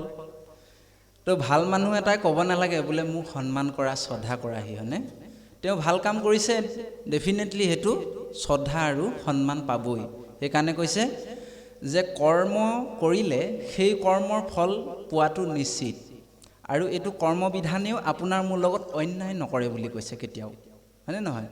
সেইকাৰণে কৈছে না ভুক্তম ক্ষতে কৰ্ম কল্পকৌটি শ্ৰতেঅপি অৱশ্যমেব ভুক্তৈবম কৃতঃ কৰ্ম শুভাশুভম, হয়নে? আপুনি মই ভাল আৰু বেয়া কৰ্মৰ ফল ভুগিব লাগিবই। এইটো কোনো বাধা দিব নোৱাৰে, আৰু এই কৰ্মবিধানটো কোনো কাৰো পক্ষপাতি নহয়, হয়নে বাৰু? সেইকাৰণে কোৱা হৈছে যে আপুনি মই যিকোনো এটা কৰ্ম কৰাৰ আগত খুব সাৱধান হোৱাৰ প্ৰয়োজন আছে। আমি আপোনালোকক জনাবলৈ পাই সুখী হৈছোঁ যে বিভিন্ন ধৰণৰ আমাৰ যি ভাগৱতৰ যি সিদ্ধান্ত যে গৰ্ভসংস্কাৰ কি বস্তু, আৰু ঋষি বাৎসায়নে এভাগী শাস্ত্ৰ লিখিছিলে কামসূত্ৰ নামৰ, সেই শাস্ত্ৰভাগীটো হুবহু ভাগৱতৰ কথাখিনিয়ে লিখা আছে তাতো, আৰু আয়ুৰ্বেদতো যদি চায় সমস্তখিনি কথা একেখিনিয়ে লিখা আছে। এনেধৰণে বিভিন্ন ধৰণৰ কেইটামান কথা আমি যুগুতাই লৈ আমাৰ ইউটিউব চেনেলত দিয়া আছে, আই মাতৃসকলৰ চৰণত সেৱা জনাইছোঁ। আপোনালোকে এই ভিডিঅ'টো চাব আৰু যিসকল যুৱ বন্ধু আছে নৱপ্ৰজন্ম, সিহঁতক শ্বেয়াৰ কৰি দিব ভিডিঅ'টো, যাতে সিহঁতৰো উপকাৰ হয় দেই। কাৰণ এই বিষয়বস্তুবিলাক আপোনালোকে নেচালে মানে বুজি নাপাব, হয়নে নহয়? ইয়াত এতিয়া ইমান ধুনীয়াকৈ সংস্কাৰ কথা কৈ আছে। আৰু প্ৰথম কথা কেইটিমান কথা মই কৈ যাম বাৰু, গোটেইখিনি ক'বলৈ শেষ নহ'ব। প্ৰথম কথাটোৱে হৈছে আই আৰু বাপ দুয়োজনে ভক্তিমুখী হ'ব লাগিব দেই। মানে ঈশ্বৰৰ প্ৰতি, জ্যেষ্ঠজনৰ প্ৰতি, গুৰুৰ প্ৰতি শ্ৰদ্ধা হ'ব লাগিব। ভাগৱতৰ একেবাৰে শেষত দ্বাদশ স্কন্ধৰ ভাগৱত তাৎপৰ্য বুলি এটা বিষয় আছে। তাতে এটা বিষয় আছে, আপোনালোকে চাব কেতিয়াবা, যে যিটো ঠাইত এটা বিজ্ঞানৰ দৰ্শন দিছে দেই। মানে বিজ্ঞানৰ উদাহৰণটো এনেধৰণে দিছে, যেতিয়া এই লাইটটো জ্বলি আছে ইয়াত, হয়নে? এই লাইটটো জ্বলি থকাৰ কাৰণে, অৰ্থাৎ পোহৰ থকাৰ কাৰণে ইয়ালৈ আন্ধাৰ আহিব পৰা নাই। ঠিক তেনেকৈ ধৰণে যিখন ঘৰত ভক্তি নামৰ বিষয়বস্তুটোৰ চৰ্চা আৰু তাত আলোচনা হৈ থাকিব, সেই ঠাইত আসুৰিক প্ৰবৃত্তিৰ জীৱ আহিব নোৱাৰে বুলি কৈছে দেই। এইটো বৰ সুন্দৰ দৰ্শন, ভাগৱত তাৎপৰ্যত আছে এই কথাটো। আপোনালোকে চাবচোন, যে সেইকাৰণে আমাক কৈছে যে আমি ভক্তিমুখী হ'ব লাগিব। লোকে হাঁহিছে নে কান্দিছে সেইটো বাদ দিয়ক। আপুনি মই যিহেতু ৰামৰ দৰে সন্তান বিচাৰিছোঁ, ল'ৰা ছোৱালীকেইটা ভাল হোৱাটো বিচাৰিছোঁ, তেনেহ'লে আপুনি ভক্তি কৰাৰ প্ৰয়োজন আছে। এইটো 110%। ভক্তিৰ বিনা আপুনি হাতীক সন্তান জন্ম দিব নোৱাৰে, এইটো মিছা কথা, হয়নে নহয়? ডক্তৰে বেমাৰ হ'লে বিভিন্ন বস্তু খাবলৈ ক'ব, কাৰণ তেওঁলোকৰ সমস্যাটো সমাধান হ'ব লাগে। মই বেমাৰী, ডক্তৰজনৰ ওচৰলৈ গৈছোঁ, তেওঁ মোক বেমাৰটোহে ভাল কৰিবলৈ চাব সোনকালে, হয় নহয়? যেনেকৈ পাৰে তেনেকৈ ভাল কৰিবলৈ চাব। গতিকে আপুনি মই সেই বিষয়বস্তুবিলাক লক্ষ্য কৰাৰ প্ৰয়োজন আছে দেই। সেইকাৰণে আপোনালোকৰ চৰণত আমি প্ৰাৰ্থনা জনোৱা হৈছে। ইয়াতে পিছৰ কথাখিনি বৰ সুন্দৰকৈ ক'লে, সেই জীৱৰটোৱে হাত ভৰি গল চৰ্মে বেঢ়ি আছে, কুক্ষিত পৰি আছয়, কিঞ্চিতেকো অংগ লৰিতে নপাৰে, বাসাৰ চতক নয়। সেই গৰ্ভৰ সন্তানটোৱে তাৰমানে কি হয়, চালে বেঢ়ে গোটেইবিলাক মানে বেৰি পেলাই থৈ দিছে, হয়নে? লৰচৰ কৰিবও নোৱাৰে, ইফাল সিফাল যাবও নোৱাৰে। বাসাৰ চতক নয়, চৰাই পোৱালি এটা যেনেকৈ বাঁহত থাকে, তেনেকৈ ধৰণে আপুনি মই থাকি আহিছোঁ দেই, আছোঁ বুলি কৈছে। পূৰ্বৰ কৰ্মবশে শতেক বৎসৰ লভিয়া মনে স্মৰণ, নাহি সুখ শান্তি দীৰ্ঘ কৰি আতি, পুকাৰয় ঘনে ঘন। আৰু সেইখিনি সময়ত তেতিয়া তেওঁ কি হয়, পূৰ্বৰ 100 বছৰৰ, বুজি পাইছেনে? পূৰ্বজন্মৰ 100 বছৰৰ নিকাৰবিলাক সেইখিনি সময়ত মনত পৰে বুলি কৈছে সেই জীৱটো, হয়নে বাৰু? তাৰমানে 100 জন্মত যে তেওঁ বিভিন্ন ধৰণৰ সুখ দুখ এইবিলাক ভুগি আহিলে, এইবিলাক তেওঁ স্বচক্ষুৱে সেই ঠাইত দেখা পায় বুলি কৈছে, অনুভৱ কৰিব পাৰে দেই। তাৰপিছত কি হয়, নাহি সুখ শান্তি দীৰ্ঘ কৰি আতি, ফুকাৰয় ঘনে ঘন। তেওঁ সেই ভয়ানক দৃশ্যটো চাই পিনি সহ্য কৰিব নোৱাৰি ঘনে ঘনে উশাহ নিশাহ লৈ থাকে বুলি কৈছে, হয়নে? তেওঁ মানে ভয়তে কম্পমান হৈ থাকে, কঁপি থাকে তাৰমানে, হয়নে নহয়? তাৰপৰা কৈছে, হাত মাহহন্তে বোধক লভিয়া, ভয়ত দেহা কাম পয়, প্ৰকৃতি বায়ুৱে নিমিতে একত্ৰে, থাকিবাক নপাৰয়। 7 মাহত সেই জীৱটোৰ জ্ঞান হয়। তাৰমানে কি জ্ঞান হয়? এইবিলাক যে দেখি আহিছে, সেই দেখি অহাৰ মানে দুখবিলাকৰ জ্ঞান উপজে বুলি কৈছে। আৰু জ্ঞান উপজাৰ লগে লগে তেওঁ কি হয়, গোটেই শৰীৰটো কঁপিবলৈ আৰম্ভ কৰে ভয়তে। আৰু সেই সন্তানটো তেনেকৈ কঁপোতে কঁপোতে গৰ্ভভাসৰ সৈতে পুনু বাস হৈয়া কীৰ্তাঞ্জলি কৰি হাত, ঈশ্বৰক জীৱে কাৰুণ্য বচনে কৰয় স্তুতি তথা। আৰু এই ভয়ানক বস্তুবিলাক অনুসৰণ কৰি দেখি মনত পৰাৰ কাৰণে সহ্য কৰিব নোৱাৰি, গৰ্ভতে বোলে সেই জীৱটোৱে হৰণ লয়। আপুনি ময়ো হৰণ লৈ আহিছোঁ দেই, সকলোৱে। সেইকাৰণে কি কৈছে, কীৰ্তাঞ্জলি কৰি হাত। গুৰুজনাই আমাক কৈছে যে কীৰ্তাঞ্জলি কৰি পেলাই গৰ্ভত সন্তানটো থাকে, হয়নে বাৰু? আপোনাৰ ভাবে আজি তাৰিখৰ ফটোবিলাক চাবচোন, কেনেকৈ দেখুৱাই বাৰু? আঁঠু লৈ পেলাই এনেকৈ সেৱা কৰি থকা দেখুৱাই নাই বাৰু? ইমান ডাঙৰ বিজ্ঞানটো আজিৰ তাৰিখত উলিয়াইছে বিজ্ঞানে, কিন্তু হাজাৰ যুগৰ আগতে ভাগৱতত লিখি থৈ দিছে ধুনীয়াকৈ। গতিকে ইয়াত কৈছে যে গীতাঞ্জলি কৰি পেলাই আমি শৰণ লৈ আহিছোঁ, হয়নে বাৰু? অ যাদৱ যদুনন্দন অ মাধৱ মধুসূদন অ তুমি নিত নিৰঞ্জন নাৰায়ণ অ তোমাত লৈলো শৰণ। আমি সকলোৱে শৰণ লৈ আহিছোঁ দেই, আঁঠু কাঢ়ি পেলাই, মানে। আৰু ইয়াত কৈছে পিছত সেই ভাগ শৰণটো শৰণেই, আৰু কিবা আমি শৰণ লৈ আহিছোঁ। কি শৰণ লৈ আহিছোঁ, কি প্ৰাৰ্থনা কৰি আহিছোঁ, ভাগৱতে আমাক দৰ্শন দিছে। অ জীৱ নিগদতি অ জীৱক ৰাখিতে অ যিটো প্ৰভু কৃপাময় অ লীলা কৰি ৰাম শ্ৰীকৃষ্ণই আদি অ ধৰাই অৱতাৰ ছয়। সেই প্ৰভু ভগৱন্ত জীৱক নিগদতি, জীৱ নিগদতি মানে কোৱা, হে ভগৱন্ত জীৱক ৰাখিতে, জীৱবিলাকক উদ্ধাৰৰ কাৰণে, ৰাখিবৰ কাৰণে তুমি বিভিন্ন ধৰণৰ বিভিন্ন সময়ত অৱতাৰ ধাৰণ কৰিছা। অৱ মানে হৰি, তাৰ মানে ধাৰণ কৰা, হয়নে? কেতিয়াবা মাছ কাছো হৈছে, কেতিয়াবা নৰসিংহও হৈছে, আধা মানুহ আধা সিংহ, হয়নে? কেতিয়াবা আধা গাহৰি হৈছে, আধা মানুহ হৈছে, হয়নে? বৰা। এইবিলাক কিয় হৈছে? বোলে জীৱক উদ্ধাৰৰ কাৰণে, আমাৰ নিচিনা নিষ্কুলীয়া জীৱবিলাকক উদ্ধাৰৰ কাৰণে লীলা কৰি পেলাই অৱতাৰ ধাৰণ কৰিছে। অ হেহি ভগৱন্তে মই অধমক অ দিলা ইটো দুখ গতি সৰ্বভয় হাৰি তোমাৰ চৰণে অ শৰণ লৈলো সম্প্ৰতি। হে প্ৰভু, হয়নে? অ তোমাৰ চৰণত আমি শৰণ লৈছোঁ।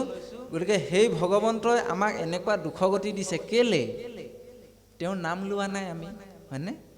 তেওঁৰ সেৱা কৰ্মবিলাক আমি কৰা নাই, সেইকাৰণে তেওঁ আমাক এই উপজিছোঁ মৰিছোঁ গৰ্ভৰ যিবিলাক দুখ যান্ত্ৰণা এইবিলাক দি আছে বুলি কৈছে। এই আমি মানে এই জীৱ মানে আপুনি মই প্ৰাৰ্থনা কৰি আহিছোঁ এইবিলাক।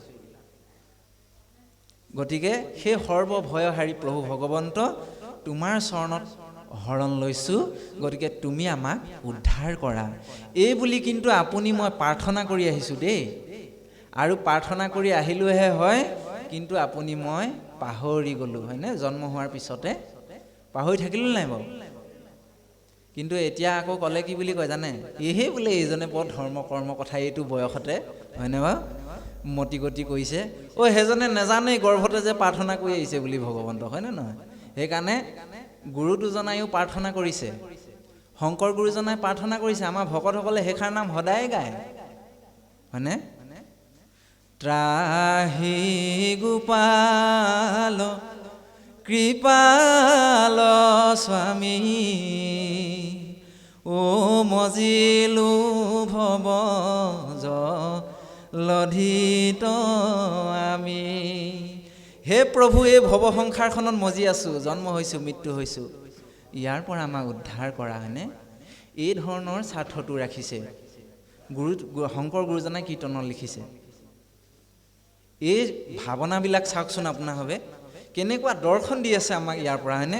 আমি তেতিয়াতে প্ৰাৰ্থনা কৰি আহিছোঁ এইবিলাক।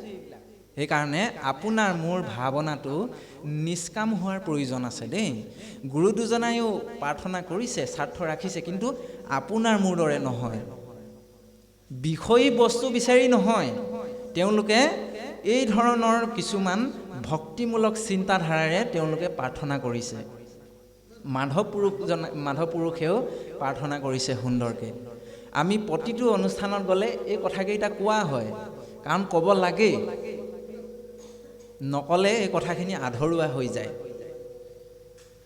ও যাদৱ জয় যদুপতি তোমাৰ চৰণে লাগো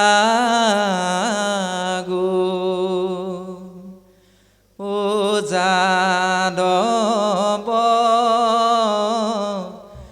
জয় যদুপতি তোমাৰ চৰণে লাগো শ্ৰৱণ কীৰ্তন নিৰ্মল ভকতি কাকুতি কৰিয়া মাগো মাধৱ পুৰুষ জনাই প্ৰাৰ্থনা কৰিছে হয়নে প্ৰভু তুমি মোক বিষয়বস্তু দিব নালাগে তোমাৰ কেৱল মাত্ৰ ৰসময়ী ভকতি আমাক দিয়া হয়নে সেইকাৰণে পৃথু ৰজাই কি কৰিছিলে পৃথু ৰজাই ভগৱন্তৰ পৰা ভগৱন্তই কৈছিলে তোমাক কি বৰ লাগে কোৱা পৃথু ৰজাই তেতিয়া কি কৰিছিলে বোলে প্ৰভু মোক একো বস্তু নালাগে যদি তুমি দিব ইচ্ছা কৰিছা এই দুখন কাণে মই তোমাৰ কথা শুনি শেষ কৰিব নোৱাৰোঁ প্ৰভু গতিকে তুমি মোক 10,000 কাণৰ বৰদান দিয়া হয়নে যাতে অনবৰতে মই এই 10,000 কাণেৰে যাতে তোমাৰ নাম শুনি থাকিব পাৰোঁ হয়নে বাৰু কিমান ডাঙৰ এটা ভক্তিমুখী বৰদান বিচাৰিছে চাওকচোন গতিকে আপোনাৰ মোৰ চিন্তা সেয়াহে হ'ব লাগিব দেই আপুনি মই ভগৱন্তৰ পৰা বিচাৰিব নালাগে ভগৱন্তক বিচাৰিব লাগে বোলে উদাহৰণটো কি আছে উদাহৰণ হয়নে বাৰু বসুদেৱ দৈৱকীয়ে পূৰ্বজন্মত যেতিয়া তপস্যা কৰিছিলে তেতিয়া তেওঁলোকে ভগৱন্তৰ পৰা বিষয়বস্তু বিচৰা নাই ভগৱন্তকে বিচাৰিছে বোলে প্ৰভু তোমাৰ নিচিনাহে এটি সন্তান লাগে হয়নে বাৰু আপুনি ময়ো ভগৱন্তক বিচাৰিব লাগিব দেই ভগৱন্তৰ পৰা বিচাৰিব নালাগে ভগৱন্তৰ পৰা বিচাৰিলে আপুনি মই বিষয়বস্তুহে পাম কিন্তু ভগৱন্তকে যদি আপুনি বিচাৰোঁ বোলে গৃহতে ভগৱন্তক যদি আনি ৰাখিব পাৰোঁ কাকুতি প্ৰাৰ্থনা কৰি তেওঁতো ভকতৰ দাস আপোনালোকে জানেই হয়নে তেতিয়াহ'লে ভগৱন্ত য'ত আছে হয়নে নহয় আৰু ত'ত আৰু কিবা থাকিব লাগে জানো একোৱে থাকিব নালাগে যিজন জগতৰ ঈশ্বৰ সেইজনেই বোলে আপোনাৰ গৃহত আছে আৰু তাতকৈ আৰু অমূল্য সম্পদ আপোনাক কি লাগে হয়নে নহয় সেইকাৰণে আপোনাক মোক কৈছে এনেধৰণৰ নিষ্কাম ভাৱনাৰ দ্বাৰা আপুনি মই আগবাঢ়িব লাগিব এইখিনিতে বৰ সুন্দৰ কথা কৈছে এনেধৰণে আপুনি মই গৰ্ভত থাকোঁতেই ভগৱন্তক প্ৰাৰ্থনা কৰি আহিছোঁ দেই তাৰপিছত ক'লে জুনু বোলা আত হৰণক লয় টানো তাৰ কিবা ভেদ ভগৱন্ত সেব্য মই পুনু সেৱক লৈও এহি পৰিছে মাতৃৰ গৰ্ভত পৰি আছোঁ মই দণ্ডে যুগ সম যায় আত থাকন্তেও যাৰ দুখ নাই প্ৰণামো তাহা নপায় হে প্ৰভু এই মাতৃৰ অগ্নিকুণ্ডত মই ইম্ৰিয়মান হৈ আছোঁ বুলি কৈছে জ্বলি আছোঁ মই ইয়াত গতিকে মোক এই গৰ্ভবাসৰ পৰা মোক উদ্ধাৰ কৰা এই নৰকুণ্ডৰ পৰা মোক উদ্ধাৰ কৰা এই বুলি কিন্তু আপুনি মই প্ৰাৰ্থনা কৰি আহিছোঁ বুলি কৈছে পঞ্চভূত দেহে পৰি আছোঁ মই বন্দী হৈয়া চিৰকাল ইটো দেহে যাক বান্ধিবে নপাৰে প্ৰণামো হেন কৃপাল পঞ্চভৌতিক শৰীৰটো লৈ পেলাই মই এই বন্দীশালত বন্দী হৈ আছোঁ প্ৰভু হয়নে গতিকে এই দেহ এই দেহটোৱে মোক বহুত অশান্তি কৰিছে গতিকে মোক এই নৰকুণ্ডৰ পৰা